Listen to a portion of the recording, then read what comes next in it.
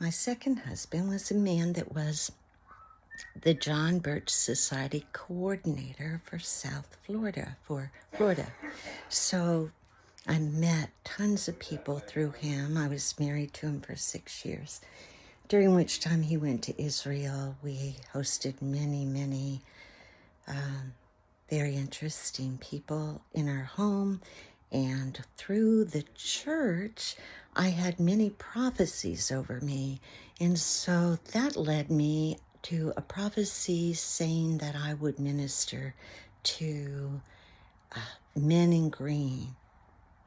Right after that, I was asked by a man from Salvador to come and minister through their military to their soldiers. So I went and watched a video on Salvador and had an idea of what I was up against.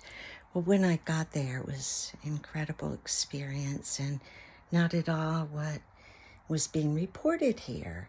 So the Full Gospel Businessmen's Association, I was hosted by them in part, and I spoke at Southside Businessmen's Association and on the radio for Woody, can't remember his last name, there at Jones College years ago.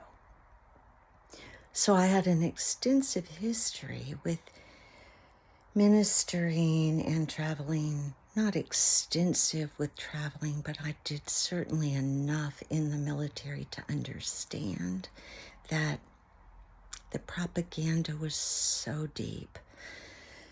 So that allowed me, and additionally the Catholic Church and all that took place there with the nuns. So those experiences just added to my repertoire of why I was a good person for this.